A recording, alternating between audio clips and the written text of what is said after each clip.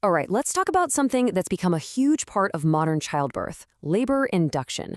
You know, when doctors give labor a little nudge to get started. But how often does this actually happen? The answer might surprise you. Yeah, take a look at this.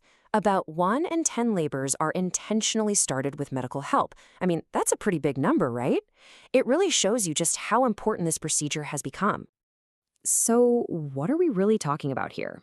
Well, the official term is induction of labor, or IOL. And it's exactly what it sounds like. It's the process of kickstarting contractions. And the whole point? It's all about aiming for a safe vaginal delivery, especially in situations where it's safer for the baby to be delivered than to stay pregnant. And that really gets us to the core question, doesn't it? Why do it? The decision to induce labor is never, ever taken lightly. It's always this careful balancing act, weighing the health of the mom and baby against the risks of delivery. So you can basically split inductions into 2 big buckets. First, you've got the ones that are medically necessary. That's when it's just plain riskier to continue the pregnancy. Then you have elective inductions, which are done more for convenience. For the rest of our chat today, we're really going to focus on those medically indicated ones. So what are some of those critical medical reasons? Well, it could be that the pregnancy has gone on too long, past the due date. Or maybe a serious condition like preeclampsia pops up, which involves high blood pressure. It could also be needed if the mother has a health condition, like diabetes, or if there's any concern that the baby isn't growing as expected. In all of these cases, induction becomes the safest way forward. But of course, induction isn't the right call for everybody. There are definitely times when it's actually riskier. For instance, if the baby isn't in that ideal head-down position, or if something is blocking the exit, like a condition called placenta previa. These are the kinds of scenarios where a different plan, usually a C-section, is the much safer option. Okay, so let's say the decision's been made, we're going for an induction. But wait a minute, there's another huge question doctors have to answer. Is the body even ready for this? Will it respond? Right? I mean, it's not like flipping a switch. The body has to be on board for an induction to work well. So how do they figure that out? Well, they use this really clever scoring system. It's called the Bishop score, and you can think of it like checking if a piece of fruit is ripe. Seriously, doctors check 5 key things about the cervix: its position, how soft it is, how thin it is, how open or dilated it is, and finally where the baby's head is. Each of these things gets points, and a softer, more forward-facing cervix that's already starting to open gets a higher score.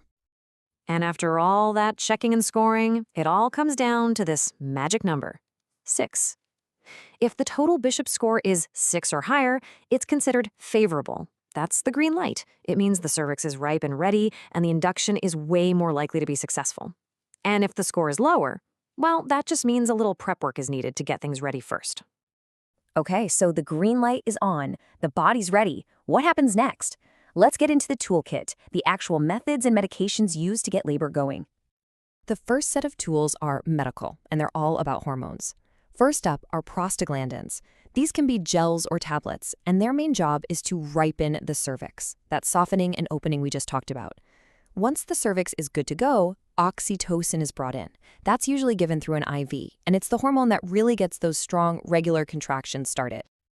Then you have the more physical or surgical methods. One is called stripping the membranes. It sounds a bit intense, but it's where a doctor gently separates the amniotic sac from the uterus to release the body's own natural hormones.